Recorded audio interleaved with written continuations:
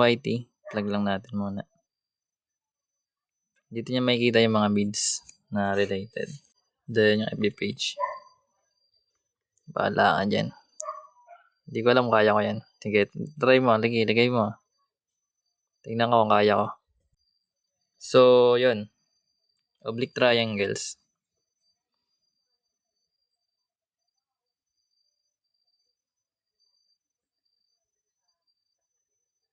So, yung oblique triangles, guys, alam natin to. Pwedeng acute. Mayan na yan. Tama tayo. Madali lang to. So, let's say, meron tayong case 1. Problem number 1. AAS.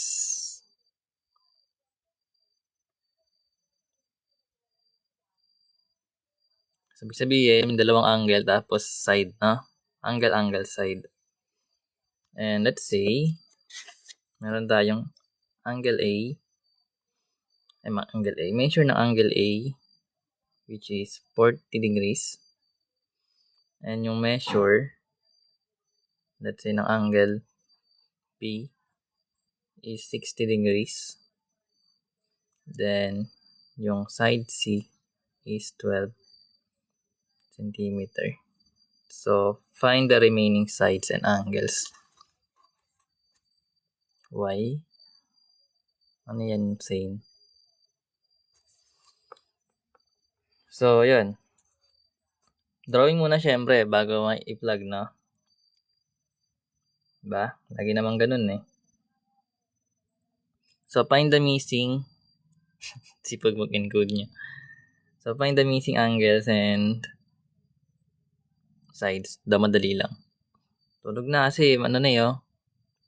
Galas 10 na rin. Lunes pa lang, oh. Kailangan nyo ng maraming energy. So, syempre guys, pag din-drawing natin to, sigaw tayong triangle. Let's say A, B, tsaka C. So, tatandaan lang guys na yung angle, kapag mas malaki yung angle, mas malaki dapat yung opposite side sa tatlong sides, no? Kasi meron dyang smallest, small, medium, tsaka bigger or large na angles. Pag malaki yung angles sa tatlong side, mas malaki dapat yung side na yon. Pag maliit yung angle, yung opposite side niya, maliit dapat yon, pinakamaliit sa tatlong side. Anyways, para maintindihan. So, meron tayong angle A, let's say 40.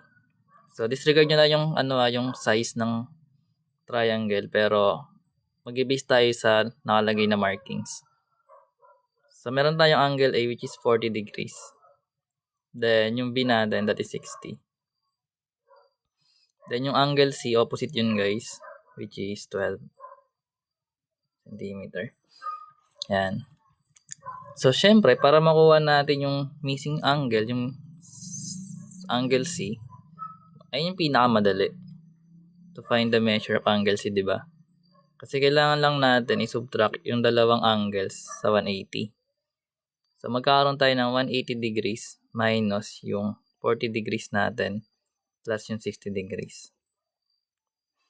So, in this case, that's correct. Magkakaroon tayo ng 180 minus 100 degrees.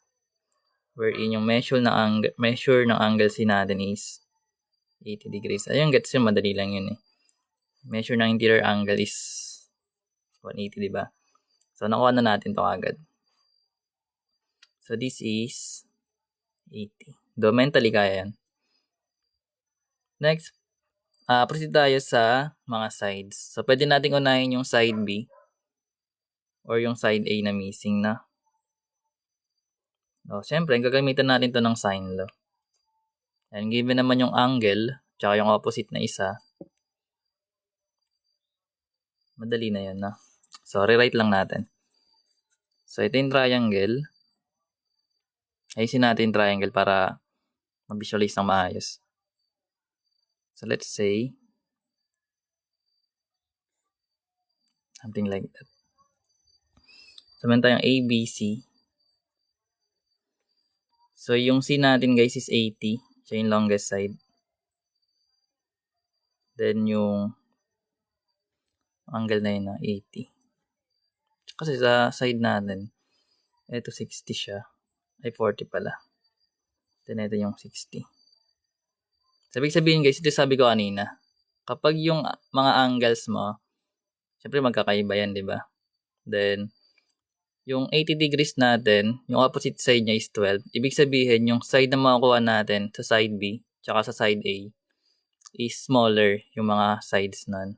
So, dapat, yung makukuha nating side for B is bigger than sa side ng angle sa side ng A. Kasi ito 60 degrees eh. So, dapat, mas malaki yung makukuha natin dito kaysa dito na. Anyways, sana nag-gets. So, syempre, kunin natin yung side A, let's say. So, lagay lang tayo ng A over sin A, yung formula, equals yung C over sin C. Bakit C yung ginamit? Kasi given yung side guys na C. Then, kunin natin tong A. So, plug lang. So, meron tayong A, copy lang. Then, over yung sin 40 natin. Equals yung C, given siya as 12. Over yung sin, yung C natin is 80. Pwede ding B. Kasi pares mo naman makuha yun eh. Kasi may given na nga na opposite. Tapos, kahit alin dito pwede yung makuha. Anyways, so pag kinross multiply natin to, magkakaroon tayo ng A sin 80 degrees equals 12 sin 40 degrees. Then, di-divide na lang both by sin 80. Both side yon. Then, i-input sa calculator. So, anong kakalabasan? So, ito guys, pag sinimplify, makakuha tayo, approximately lang natin, sa 7.83 cm. Unit natin. No? So, ito yung side A natin. So, mapapansin mo guys na yung side A is smaller dito sa side C. Kasi nga yung angle nito is maliit kaysa sa angle ng 80 natin. No? So, syempre, makukuha na natin yung B. So, eto, madali na lang din ito makuha. So, pwede mong gamitin itong side na to. Or eto, itong gamitin mo yung C tapos yung sa B. Or yung B tsaka yung A. So, same process pa rin guys. So, kung dahil kinahanap natin yung B, magkakaroon tayo ng B over sin B equals sa C or A, pwede rin.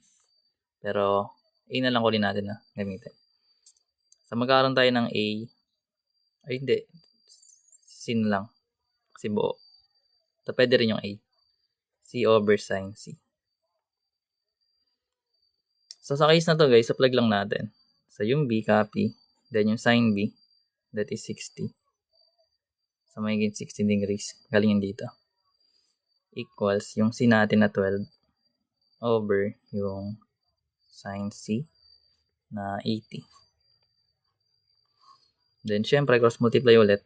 Magkakaroon ka ng B sin 80 degrees equals yung 12 sin 60. Then, divide both sides by sin 80. Then, yun na. Input na sa calculator. So, approximate na lang natin. Or kung kaya naman, hindi siya ma-approximate. Pero, same lang din na. So, pag kinampit natin yan, ano makuha natin? So, 12 sin 60 over sin 80, approximately magiging 10.55 cm. So, yun na guys. So, 10.55 cm. So, mapapansin mo nga, sabi natin kanina, yung angle B natin, siya yung yung angle yung pinakamaliit. Yung opposite side niya, kasi nga yung angle niya 40 lang. So, ito yung smallest. Then, ito yung biggest. Kasi nga yung opposite niya is 80. Tatlong angles, ito yung pinakamalaki. So, yung opposite side dapat, yung malaking side. Ganun siya guys. Sinagawa. Sundan.